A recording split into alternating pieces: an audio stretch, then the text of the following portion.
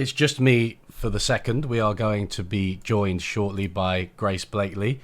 She's just sorting out Discord. I don't think she's used it before. So yeah, she's just going to contact me on Discord, and then I'll start talking to her. We've only got her for an hour. So to save time, I'm just going to introduce her off screen. So Grace Blakeley is an economic and political commentator. She got her politics, philosophy and economics degree and also a master's in African studies from the University of Oxford. She is the author of 2 books. The first was Stolen, How to Save the World from Financialization. And the second was The Corona Crash, How the Pandemic Will Change Capitalism. She also writes for Tribune magazine, and she appears quite regularly on shows like Good Morning Britain.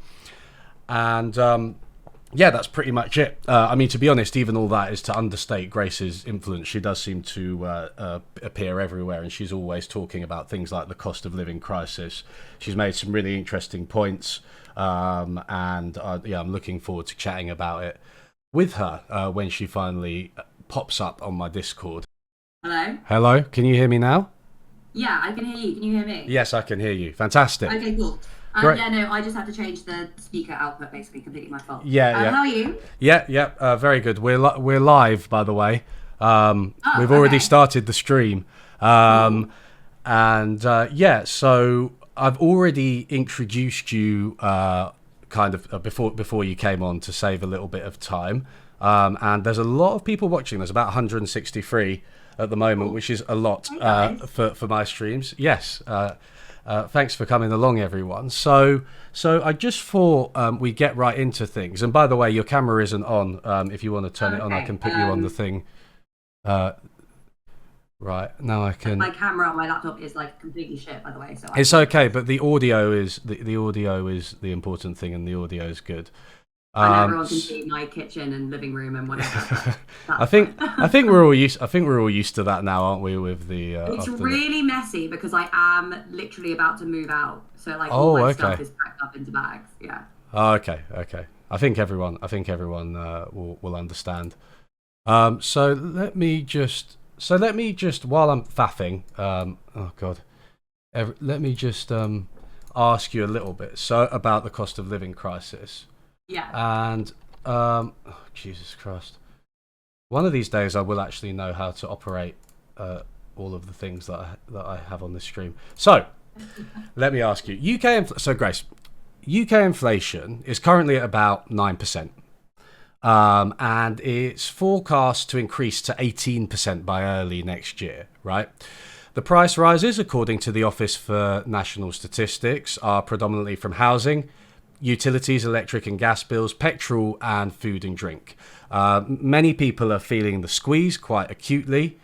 And it's not just in the UK, it's worth saying, although it does seem to be a bit worse here, maybe. What's going on in your view? What are some of the causes of these rises in the cost of living?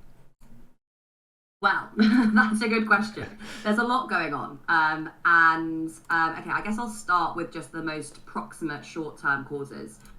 So obviously, a couple of years ago, the world went into lockdown. We had the great lockdown, the coordinated lockdown measures that took place all over the world economy. And that meant that economic activity kind of slowed to a halt. So the production of a lot of stuff either couldn't take place because there were restrictions in place, or stopped taking place because there was no demand. So for example, when like energy prices fell to near zero during the pandemic, then obviously it stopped being profitable for a lot of fossil fuel companies to continue exploiting the resources that they had available to them. And yeah, at the same time, lots of other areas of production kind of halt, basically, particularly in those parts of the world economy where lockdown measures were very strict. Now, that was most obvious in China, where, things like the production of semiconductors ground to a halt, and that had kind of long-term implications because semiconductors go into everything. And there were similar blockages throughout supply chains over the course of COVID. And even when production kind of started again, you had all sorts of issues with the kind of infrastructure that was used to transport all of these goods around the world. So obviously, finished goods are composed of loads of different inputs that are produced in lots of different parts of the world economy. And if you can't get the inputs to the final spot that they need to be in, that creates pressures. And that was a big problem because you had huge blockages in things like global shipping, again, that went back to the lockdown measures, because there was, the system of kind of global shipping that we have in the world economy is really, really intricate. It's like very tightly coordinated. You've got like massive boats, kind of super ships with like huge numbers of containers on them. They have to go to specific ports to load and unload. That loading and unloading process takes several days, and then you have the journey, which can take takes kind of several months potentially, and then the same thing happens on the other side. And the whole thing was kind of very tightly coordinated, so when one ship was done, another one would go in straight away. That all broke down during lockdown. So you had loads and loads of ships stuck at sea. There was one point when off the coast of California in particular, there were tons and tons of ships waiting to dock and they couldn't get there. The same thing had happened in China. The same thing actually has been happening in China again recently because of the lockdowns in Shanghai. So that meant huge disruption to global shipping. For a while, you just couldn't really import anything. And for economies that were dependent upon imports, that was really, really significant. It also meant that the shipping carriers, because it was so hard to get space, hiked up their costs, hiked up their prices, dramatically. And that then ends up getting passed on to consumers. And there's some studies that show a really close link between shipping costs, rises in shipping costs and consumer price inflation. But that doesn't carry through until several years, or well, kind of a year or so later. So some of this inflation is still going back to that as well. And then when everything reopened again, suddenly you had a massive increase in demand because of a lot of the stimulus measures that had taken place. So in the US, for example, which is responsible for a huge amount of consumption that takes place in the world economy, you had stimulus checks that had been sent out to people alongside other forms of relief that meant that in the immediate aftermath of lockdown, bear in mind that people were still working but weren't spending, so there was kind of this pent-up demand. Suddenly demand exploded, and you had a big increase in demands for goods and services, but particularly goods. And actually that demand for goods had held up in a lot of parts of the economy throughout the pandemic, because if people weren't going out, they were buying goods, which exacerbated those problems with shipping. So when lockdown measures were ended, you suddenly had this big increase in demand for goods and all these kind of constraints in capacity. And it's that disequilibrium between levels of demand and like huge blockages within the system. And I mean, I've only mentioned a few, right? So like the disruptions to production during the pandemic, the disruptions to the infrastructure that's used to ship things around the world, and the sudden fall in demand for fossil fuels, and then the resurgence of that demand. There's loads of other stuff that's going on in the world economy that means that it is now, and has been for a while, much more difficult to just get things and to transport things than it would be in ordinary times. And that just means, that it's harder to produce things, and there are constraints in supply that there otherwise wouldn't have been. And that just means that that prices are higher. Then when you added into that higher levels of demand, that obviously meant that, prices got even higher. So that was the real problem that led to this initial uptick in inflation, was this disequilibrium, this imbalance between world supply of particular commodities, and demand for those commodities. Now, you could see that particularly in certain areas. So again, semiconductors, I mentioned, were one thing that was really, really difficult to get your hands on after the pandemic. But the big one was obviously fossil fuels. So production of fossil fuels went down when prices were lower, and then suddenly demand for fossil fuels skyrocketed again. And there had been this kind of, lag in supply. So that then created this spike in oil prices. Now that's actually starting to ease off now. If you look at oil prices, they've been falling for quite some time. The issue that you then have to add in is the war in Ukraine. And that kind of hits this already pretty chaotic world economy and makes things so much worse. And it makes things particularly worse for Europe, because obviously most of Europe is dependent upon natural gas imported from Russia. And so even though now the oil prices is falling, natural gas prices are still extremely high, and that is having a massive impact on Europe, which is really dependent upon natural gas. The other thing is there are particular commodities that are produced in Ukraine and in Russia that are now hard to get your hands on. So the obvious one is kind of sunflower oil. But there are others that are less obvious. So, for example, Ukraine produces 90% of the world's neon gas, and neon is a critical component of semiconductors. So again, that's exacerbated the semiconductor shortage, and semiconductors go into everything electrical. So that's another pressure. On top of all of that, you also have the insane stuff that's going on right now with the climate, which is making it difficult to produce lots of foodstuffs. And, on top of that, there are all these difficulties with transporting them as well. So it's really kind of a perfect storm that we're experiencing at the moment of like a hangover from the pandemic, the war in Ukraine, and the complications associated with a warming planet, and the latter of which is obviously going to continue for a long time into the future. Wow. Okay. So yeah, it was like you said, it was a big question, but it was also a very big and comprehensive answer. Yeah. So fantastic. That was really well put. I mean, yeah, basically lots of supply side shocks to grossly simplify it, but lots of supply side shocks, right? And then also perhaps an excess of demand after the coronavirus lockdowns were lifted, and we've just seen so many pressures in so many sectors. I mean, you mentioned trucking. I was speaking to someone who works in trucking the other day, and they were saying if you want a truck now, you have to ask for it like 3 years in advance, and they can't even give you a price. It's gone absolutely out of control. Some really interesting particular blockages. And I find this absolutely fascinating because when you see where the blockages are, it really helps you to understand the intricacies of global production. Like, I didn't really know that much about shipping, as in big container ships before this pandemic.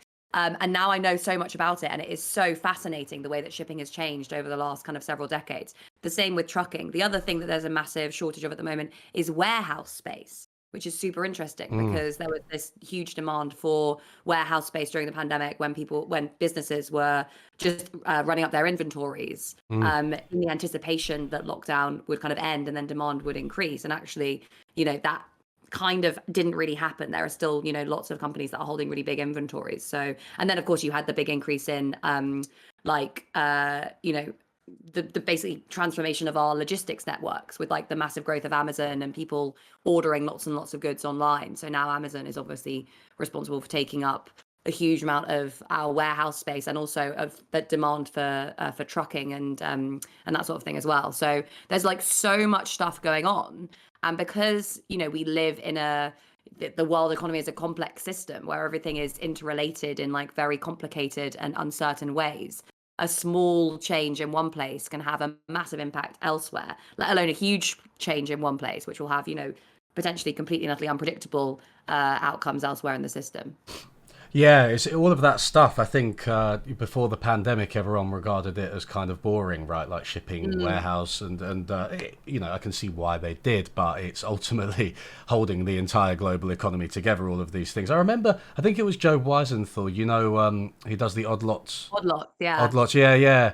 He was saying that like there was a whole component of supply chains in the US that basically just relied on a really haphazard process where like one person had to make sure to fill in one form at a specific time without anybody really monitoring it. Otherwise, like the whole thing just fell apart, and it's just been like that for like decades. So it's just how fragile our supply chains are and how poorly planned they are is really quite incredible. Yeah, no, it is amazing. I mean, of course, the fact that they're so fragile is not a coincidence. It's not, that people kind of decided, oh, this would be a good way to arrange the system in terms of its resilience to shocks. It's all about the fact that the more fragile the system, i.e. the fewer kind of controls that exist within it, the less space that there is for error, the more profitable it is. If you look at logistics, for example, if you reduce, let's say, the time between loading and unloading one boat and loading and unloading another boat, then you're making the system more fragile, because if there's even like half an inch of a delay, then that then reverberates throughout the entire system. But it's also much more profitable because you are doing more in a shorter space of time. And that's really like what's changed throughout the world economy over the last, 40 or 50 years, is that everything has become so much more interconnected. And there are fewer I don't know what like the word for this would be in systems theory, but when you have the kind of a break on something accelerating, a circuit breaker, you have a kind of kind of a circuit breaker or like a fail safe. There are fewer of those because everything is so much more proximate in time, because, organizing the system that way makes it much more profitable. Absolutely, yeah. I mean, it's a principle of biology that efficiency is often traded off with robustness. Like, I mean, Yeah, exactly. it would be more efficient for humans to have one kidney, for instance, right? But then, obviously, if you lost or damaged your only kidney, then you'd be absolutely fucked, right? So we have this robustness, this resilience built into our bodies, and we should maybe do something similar with our economies. Well, yeah, I mean, especially if, this is what's interesting though, right? Because, those questions of like robustness and efficiency are also political questions. Because, robustness and efficiency for who is the question that you could ask. Because during the upswing of the economic cycle, all of the benefits of rising efficiency accrue to the people who own all the resources. So, capital, basically. So there's a constant incentive there to increase efficiency and to maximize profits. But when you get to a point of crisis, sure, capitalists do have to bear some of the burden of those shocks, but generally that is massively alleviated by the role of states, which tend to, and definitely do nowadays, shield private enterprises from, in many ways, the consequences of their own decisions. And also corporations, because they're much more powerful, are able to shift many of the costs of these crises onto workers, which is what we're seeing at the moment. So, the upsides of efficiency accrue to capital, and the downsides of a lack of robustness tend to be felt by everyone else. Yes, I think it was some of the evidence I've seen was specifically about oil and gas companies, and how they will just tend to increase prices, when their costs rise, but when their costs fall, they won't necessarily reduce them, right? So there's a proper asymmetry. This is a really well observed phenomena that you find in concentrated industries. I can't remember who there were. It's Kindleberger and someone else. I can't remember the name of the other economist, but they observed that this happens during moments of inflation when you have high levels of concentration in the economy. Is that whilst you will see, firms increase prices a lot when inflation is high, they won't then reduce them really in a deflationary environment or when inflation starts to fall. And actually, when you have really high levels of concentration, those more monopolistic firms will use inflation as an excuse to raise prices even more than their costs. So use the kind of perception of rising prices to basically trick consumers into saying, oh yeah, this price rise is all about inflation, when actually they're skimming even more off the top. And we're definitely seeing that at the moment. Yeah, I see so much dismissal of that from economists, and it really frustrates me because they say things like, did corporations just suddenly become greedy? Like, why weren't they increasing prices before? It's like, have you ever heard of opportunism? Like, I don't understand how you can be so blind as to see that corporations can behave like that. Yeah. Yeah, this is like a well observed theory, and I need to actually dig out the name because there's something Kindleberger hypothesis, and I need to dig out the name. It is well observed that this is definitely what happens during inflationary periods, but only when you have high levels of market concentration. And a lot of economists would come back and dispute the idea that we have high levels of market concentration. And that is a debate in and of itself. I mean, it's very easy to observe. In the US, there's no question that, it's basically a kind of oligopolistic economy. In much of Europe, it is more questionable, and economists will come back and say, no, there are just lots of big superstar firms because they're competing in global markets. It's not, you can't just look at the domestic market. But if you look at prices, and if you look at margins, certainly in certain sectors, so in the UK where you have like, rentier-dominated industries, you can definitely see that there is, a level of market power which is not, which isn't associated with really competitive industries and sectors. Well, the most concentrated industries in the UK, among the most concentrated industries in the UK, are the gas and electric grids. Yeah.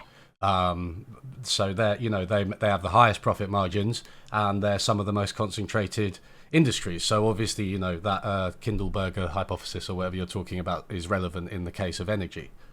Yeah, totally. And I mean, this is the case for all natural monopolies, right? So, it's not a coincidence that many of these sectors are in public ownership in many other parts of the world, because when you're thinking about huge networks that cost a lot to build and then don't cost that much to run, then you've got a natural monopoly, really, because who's going to, for example, build an alternative rail network throughout the whole of the UK to create like a genuinely competitive market? You're not going to do that because the fixed costs of laying out a whole other rail network would be insane. I mean, much of the rail network that we have today emerged in the context of a massive bubble where everyone thought that they were going to be laying their own private railway networks and that would generate huge profits over the long run. And that didn't happen. The bubble burst and we were left with the rail infrastructure, which is in many ways, a good thing. But nowadays you would never be able to construct like another rail network alongside the existing rail network. The train companies have to compete over the same network, and really it's not competition because you show up to a train station and you get on the next train. Like, that's just the way that the system works. But it's also not really feasible to try and introduce competition into that system, which is why you have kind of like geographically located franchises. Like Southern will run passenger services on a whole portion of the network, and like Northern will run services on a whole other portion of the network. But that isn't the same as having competition. And it's the same with utilities. Like, it wouldn't make sense to have two like networks of power lines running across the UK, like the national grid. Which is, we are one of the only countries in the world to have a fully privatized national grid because it is just a natural monopoly par excellence. So all of these sectors where there is no real competition, there's no real potential for competition, generally have high profits. And if you ask, this is like the classic advice of Warren Buffett is like, seek out a natural monopoly and buy it up because, that's the best way to make profit in a system like this. Yeah, the rail network, which you mentioned in particular, always amazes me because we've created the worst possible rail system, this kind of network of various companies. Different companies own the trains to the ones that run the trains. Nobody has any responsibility, including the government, and they all just sue each other and like refuse to take responsibility for anything. When you look at like the structure of our rail network, so you've obviously got like the rail network itself, which is run by one company, which is consistently loss making and is just constantly subsidized by the state. Then you have the companies that own all the rolling stock, which is like the actual trains themselves. And they then lease the rolling stock to the providers, which then provide the passenger services.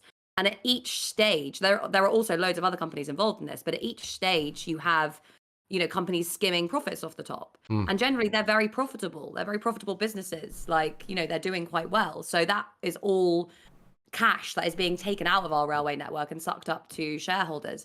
I actually did a really interesting interview with Eddie Dempsey of the RMT, where he explained in like really detailed terms how the railway system is currently operating and what changes the all of the different companies involved in the system are trying to push on railway workers at the moment alongside increases in automation. And it's actually really interesting. I don't fully know all of the details of it. You'll have to listen to the podcast, but he like explains in really clear terms that this fight that we're having now is not just over pay, it's not just over conditions, it's actually over the future of the railway network in this country, because there are all these companies that are basically trying to profiteer and like cut investment, cut staff, and just give you a shittier service. Yeah, absolutely. Is that your podcast, The World to Win? Sorry, yeah, A World to Win. A World to Win, yeah. If you just Google it, it's A World to Win with Eddie Dempsey. We got the plug in as well there. Somebody in chat says Grace on double time as always. So yeah. Oh, sorry. No. It's a compliment. It's definitely a compliment. Whenever I'm conscious that I have lots to say, I know that I talk more quickly, and I think it's like it's how you learn to go on TV as a leftist without getting cut off. It's just like you make your point really quickly and then like expand on it if no one cuts you off. That's really interesting. No, please talk at the same speed because we don't have that much time, and we don't. Yeah, it's all very clear. Back on half speed. yeah, exactly. Yeah, you can slow it down if you want. Some also, absolutely insane people. What's that? That's why I speak quickly.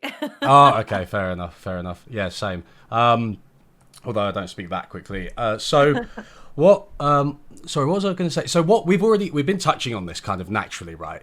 by talking about the rail system and the electricity companies and their high profit margins and concentration and natural monopoly.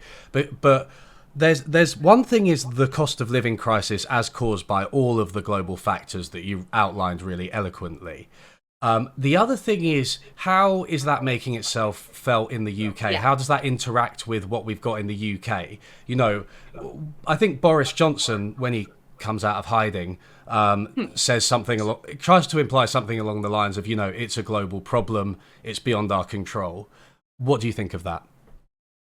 Well, inflation is treated by economists as a kind of neutral and objective thing that just happens and it's up to central banks to stop it.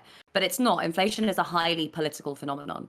And in that sense, the like balance of costs and benefits and how they're distributed reflects pre-existing power relations in the society in question. So what that means is basically like who bears the costs of inflation depends on who has the power in that society. Now, businesses and corporations will always attempt to push the cost of inflation onto workers and after workers, consumers, before they allow that inflation to kind of hit their bottom line. So what that means is keeping wages down in an attempt to basically reduce the real value of workers' wages and protect profit margins. And it also potentially means, as I've said, in more concentrated market structures, increasing prices further than the increase that they're experiencing in cost. The other actor that it's important to consider is the state and how the state will attempt to kind of either control or encourage that behavior on the part of corporations. And then you've got workers. So, you know, whether or not workers allow corporations to behave in that way depends on how well they're organized and how able they are to kind of go out and strike and, you know, make demands that bosses will listen to. And a lot really depends upon that relationship between the state and organized labor. Because, you know, let's go back to, say, the 1970s, right? Where you had a labor movement that was much better organized. And also had much closer links with the state. Now, the state is always going to lean towards supporting the interests of capital for a whole load of reasons, you know, like the kind of the size of a country's domestic economy is supposed to be something that, you know, politicians see it as their job to protect. They're also generally kind of got closer links to big business and finance, et cetera, than they do with the labor movement. But generally, you know, the way that politicians understand their interests, which is going to determine the way that they respond to crises, will be determined as well by like the balance of power in society. So if we live in a very unequal society where, you know, big businesses are very powerful and, you know, the wealthy have lots and lots of money, then they'll be better able to influence politicians. If you live in a more equal economy where organized labor has more power, then politicians know they have to listen to the workers. So if you go back to like the 1970s, say, labor had much more power actually within the state. Not a lot, but like a little bit more. And so during the inflationary crisis of the 1970s, it was really, you know, back and forth between labor and capital as to who was going to end up winning. And it was back and forth within the state as to who they were going to end up supporting. You know, successive Conservative and Labour governments flitted between trying to bring both sides to the bargaining table and supporting deals through to, you know, like really trying to like push down the labor movement and encourage them to just kind of take whatever deal the bosses were going to give to them. So that kind of battle was a little bit more equal during that period because society was a little bit more equal during that period. Fast forward to today, when you've had several decades of assault on the labor movement and you've had, you know, the consequences of kind of globalization and financialization, meaning that global capital, much of which is headquartered in the UK, is more powerful even than it was at that point. It means that it is much harder for workers to organize and say, you know, we want to maintain our wages, and that politicians as well don't see it as in their interests to side with organized labor because, you know, like capital is so much more powerful. Which brings us to the situation that we find ourselves in today in the UK, which is, you know, up until recently, massive inflation leading to a massive erosion in wages without much resistance and without much response from the state.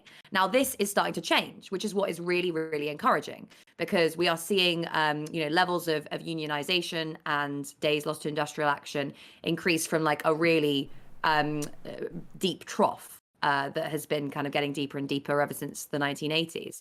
So the fact that we're seeing a resurgence in labour movement organising is really encouraging. It's also not that surprising because inflationary environments are, I've said inflation is political, and people know it's political because when you're seeing your wages increase, when you're seeing your real wages fall, to the extent that real wages are currently falling, you can't just take that lying down, especially when we've had a decade of wage stagnation already. And there are lots of people who are, need this money just to be able to pay their mortgage, pay their debts, pay their rent, whatever. So it is already a very political environment, but organised labour is now coming back and starting to fight and challenge that. In other countries in Europe, where sure, there are obvious inequalities between capital and labour, but those inequalities are less pronounced as they are in the UK, you can see the state siding more with workers and with consumers. So in France, for example, where they're much more willing and able to strike, you've had a much lower increase in energy bills, and the same with many other more kind of, organized economies throughout Europe. It's really been in the UK where that imbalance of power between capital and labor is the most acute that you've seen this crisis being the worst. Yeah, so this, my viewers will be happy to hear you talk in post-Keynesian terms, right? This idea of like how inflation plays out between the different classes, and is there gonna be a wage squeeze? Is there gonna be a profit squeeze, or are there gonna be measures that try to expand supply perhaps and treat this mismatch of supply and demand that we outlined at the beginning. So at the beginning of this year, Andrew Bailey was already calling for moderation in wage demands, and that was actually before things reached the level that they have now, and that's generally seems to be the predominant policy, right? And it's using interest rates to manage inflation. So, I mean, what do you think of that approach insofar as it relates to what you said about capital and labour, and also what are some other ways that we might hope to manage inflation and the cost of living for households? Yeah, I mean, I think you know what I think about the yes, I do. Yeah. That's right. That's the only way that we have to control inflation. I mean, look, using interest rates to control inflation is like not the worst thing to do when you are in, let's say, a kind of ordinary demand-driven economic cycle. So when you have periods of like over enthusiasm that lead to massive increases in investment, and you need to like gently slow that down. But most of the time, inflation is not something that you can just control using interest rates. That's split really into two different categories. So most of the time, asset price inflation, which is what you often get during these periods of the upswing of the economic cycle, people getting very excited, whether it's about crypto or tulips or houses or whatever. You're not going to be able to control that just using interest rates because it's Keynes's two-price theory. You can know what the cost of capital is today, but you can't know what the likely capital gains you'll get from investing in a particular asset are tomorrow. And when people are really excited and optimistic, it doesn't matter how much you're charging them to borrow money. They're always going to say, no, I'm going to make millions if I just, take out all this debt to buy a house or Bitcoin or whatever. And you can't really slow that using interest rates hikes. You have to either try directly controlling the amount of credit that's being created, or kind of other interventions to like slow that bubble emerging. Now, the other thing, of course, is consumer prices. When consumer prices are being driven higher, generally by just like demand exceeding supply, then you might want to say increase interest rates whilst you attempt to undertake long-term investment to expand supply. But if it is, as it is often the case, being driven by rising costs, as it is now, it's not going to do anything, and it's going to make the situation far, far worse. So again, there are lots of parallels with what happened in the 1970s. In 1973 and 1978 or 9, you had the two oil price spikes, which dramatically drove up oil prices across the world economy. That was due to, the first time it was due to OPEC's retaliation against the West for the Yom Kippur War. And that, drove up energy prices across the whole world economy, sent inflation soaring. And raising interest rates was never going to do anything to combat that because what is the interest rate channel for controlling inflation? You're making credit more expensive to discourage people from borrowing, to discourage business investment. And that wasn't what was driving inflation. It was just fossil fuel prices. The exact same thing is happening today. So we have a number of different supply shocks, the largest probably of which is what's going on in energy markets. And central banks are responding to that by saying, well, we need to increase interest rates to make borrowing more expensive, to discourage investment. And they're two completely different things. Like, it's not going to have any impact on oil prices, raising interest rates. In fact, it's going to make things worse, because we live in an economy with huge amounts of consumer debt, where household debt is very high. And so when you increase interest rates, you are adding an extra cost onto consumers' monthly bills, which makes the inflationary crisis worse. It means that people are going to be spending more money to service their debts, which is, again, crazy. And if you ask central bankers why they're doing this, they know all of this. Like, this is not news to anyone who is in a central bank. But the only way that central banks really know, based on historical experience, that they can combat these like cost-driven inflationary crises is basically to engineer recessions. And this is what we had in the early 1980s. Was a massive hike in interest rates by Margaret Thatcher before actually central bank independence, which then engineered a recession. So at its peak, I think it was about 3 million people were unemployed. The same thing obviously happened in the US with the Volcker shock. And because that just eviscerated demand in the economy, eventually it was able to bring demand and supply back into equilibrium. Of course, that always would have happened because like the oil price spike was never going to be permanent. And in fact, if it had been, then maybe it would have been good because maybe we would have decarbonized earlier, but that is a counterfactual for another day. So, that decision to kind of engineer a recession is what central banks look at when they think this is a successful way of trying to control inflation. A, it doesn't really work. B, it leaves massive long-term scars, which take decades to heal. And for some people will never heal. We know that those who enter into the labor market during a recession have a long-term scar on their earnings. We know that like all the kind of investment that isn't undertaken during periods of recession then leads to kind of, like worse outcomes in the future. Like, we're not going to be at this point in time investing in decarbonization, for example, or we're going to be doing it less because interest rates are higher, so it's going to be more expensive. So there are huge costs to this strategy. But of course, again, the costs aren't borne by everyone. Generally, the costs of a recession are much greater for working people than they are for capital, not least because the state always steps in to bail out big businesses during moments of crisis, which is what we saw during COVID, and I'm sure it's what we're going to see more of in the coming years.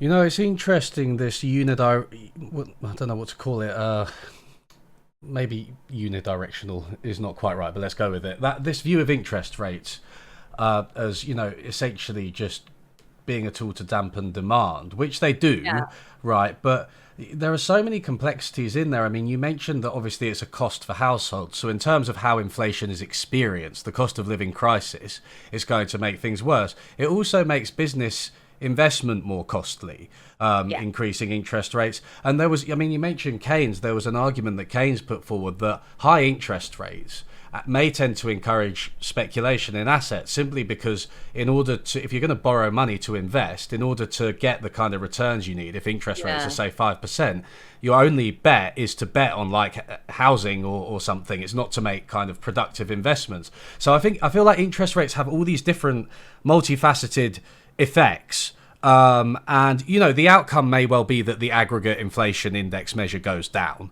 right? But we're just missing so much if we just think that that's our tool for managing inflation.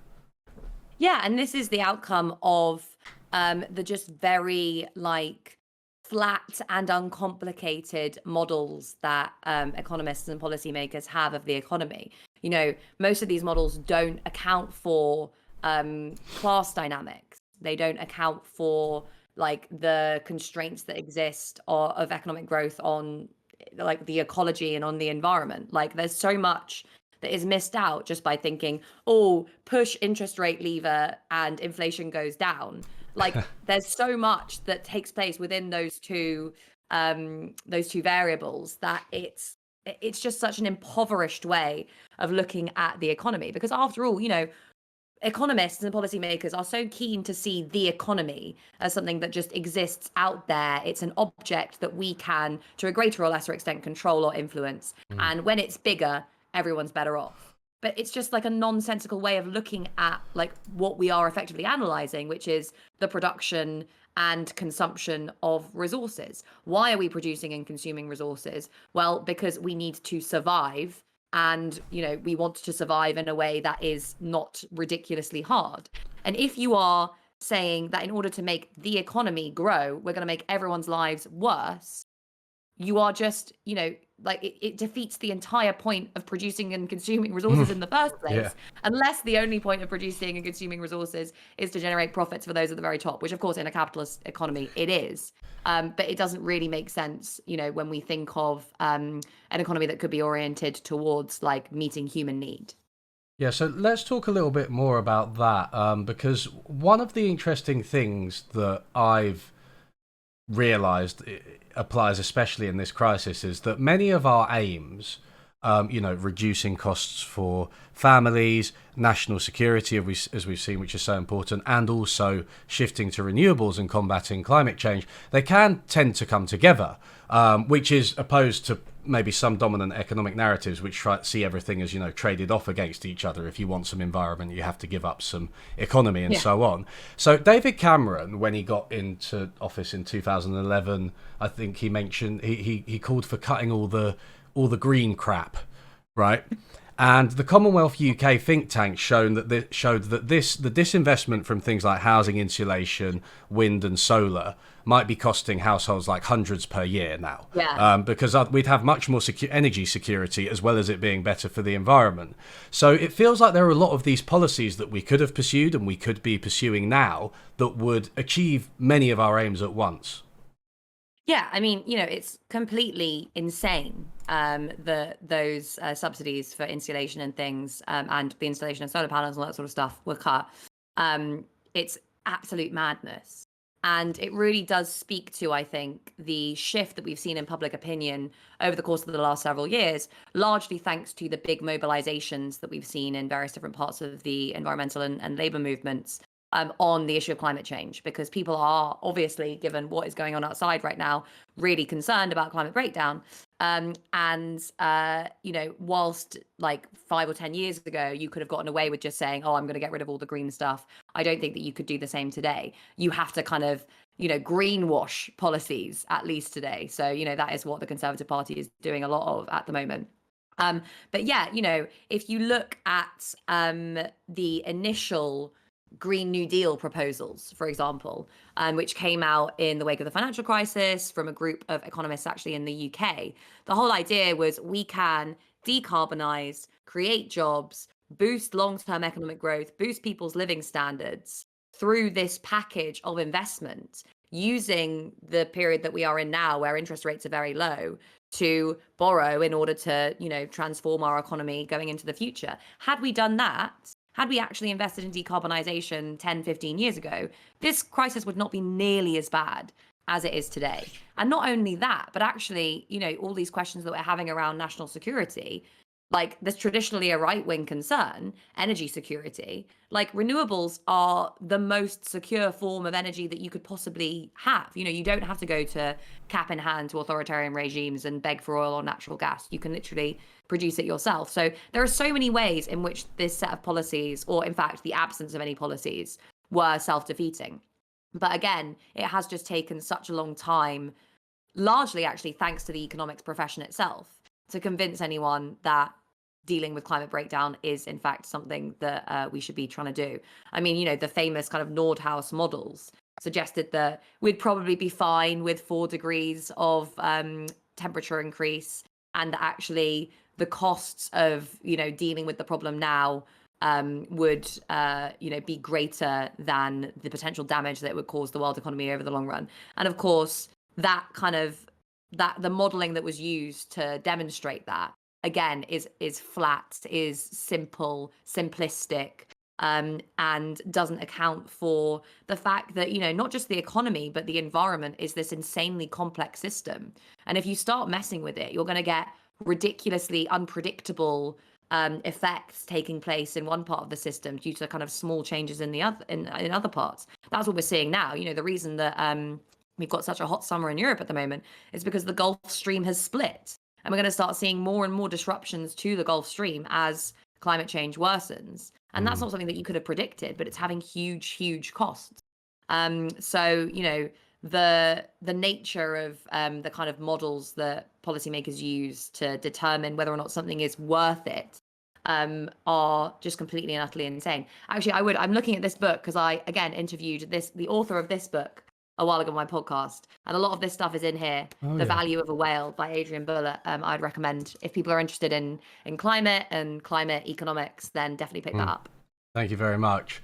So don't get me started on Nordhaus. There's Richard Toll as well. I don't know if you've seen him, but he suggests he's quite he's a prominent voice in one way or another, and he's an economist. And he said that because something along the lines of because the UK is like 10 degrees cooler than Florida, if we get 10 degrees of climate change, it would just be the equivalent of the UK changing to Florida, like the GDP difference between the two, something along those lines. Pathetic lack of understanding of basic ecology. Yeah. You can't just make these predictions. Imagine if economists started making these predictions about I don't know, trying to model the impact of earthquakes without knowing how an earthquake worked. You would expect a basic amount of curiosity. It's just crazy. Yeah. Well, the earthquake only moves you a few meters, so the GDP difference would just be the same as between me and the house opposite me, clearly. One other thing is to say, to be partly fair to economists, but not that much, a lot of them do advocate a carbon tax. But here's the thing, right? I looked into carbon taxes. I did a stream on it, live research on it with everyone. And they're so confident about carbon taxes that I presumed that they have a really solid evidence base behind them. Oh, no. And they don't at all. There's not that much evidence they work. And it's just ridiculous. Get Adrian on the show to talk about this, because she's really good on it. And a lot of it is in the book, but she's the most knowledgeable person I know on the left about this sort of thing. Yeah, I would love to. I will try and get into contact with her. So Grace, we've not got you for too much longer. I'm conscious you said you have to dash off at exactly 3:30. Can I say we've been a bit doom and gloom for the past 10 minutes. There were policies that we should have implemented, but unfortunately we didn't. What can we do now for people suffering from the cost of living crisis, and with the aim of, shoring things up from a climate, from a national security and energy perspective in the future? Yeah, look, there's so much that we can do. There's so much that could be being done right now by government to deal with this crisis and kind of create a more sustainable future. Obviously reintroducing an energy price cap, taking the energy companies and the national grid and all these other parts of our energy production and distribution network back into public ownership to allow for kind of coordinated approach to decarbonisation, encouraging the kind of local production of energy and changing the grid to fit that, decarbonising the energy system by investing in wind, solar, etc. Also potentially nuclear. I know that's controversial, but it just doesn't look like we're going to be able to decarbonise without it. Having kind of smaller nuclear reactors and obviously lots of safeguards to deal with the waste from that is probably going to be something that we're going to have to consider over the long term. As well as, dealing with the cost of living crisis. So making sure that wages at least keep pace with inflation, and then taxing profits to make sure that, the level of demand in the economy balances out. So, if you're allowing wages to rise, then you have to make sure that profits aren't increasing. So that, i.e. companies aren't just hiking prices to account for the increase in wages. The use of strategic price controls would potentially really be an option there. Isabella Weber has written about the use of price controls in the US in the 30s and how that would be appropriate again for the economy today. There's so much other stuff. I think broadly that you can look at under the in terms of decarbonisation. Just look at all the things that have been written on how we might do a Green New Deal. Things like retrofitting the existing housing stock, all of that stuff. The issue, of course, with just kind of listing all of these policies is that there isn't a clear political agent that is going to be able to achieve those things. And a lot of what we've talked about today has come back to these questions of power. So not just technical questions around what should we do, but actually political questions of who can and will do what.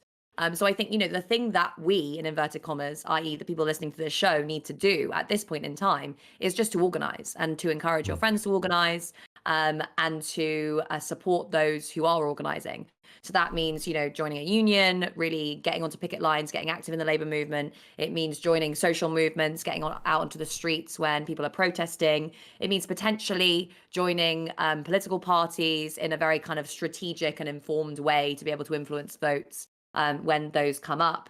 And it means, kind of getting involved in any forms of community organizing that you see. So, the tenants movement, any other kind of local movements that you see emerging, building power and pushing back against individualism and the kind of atomization of society that we've seen during neoliberalism is the kind of sine qua non of any progressive change in this country. So that is, I think, what we really need to be focusing on.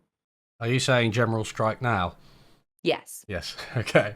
Well, Grace, if I could pick anybody to summarize the solutions to the cost of living crisis in 2 or 3 minutes, I think it would probably be you. So that was really, really informative. Just because I talk really quickly. Yeah, exactly. Yeah, but also so well put and informative. So thank you so much for coming on the stream. It's been really great. Thanks so much for having me. It's been really fun.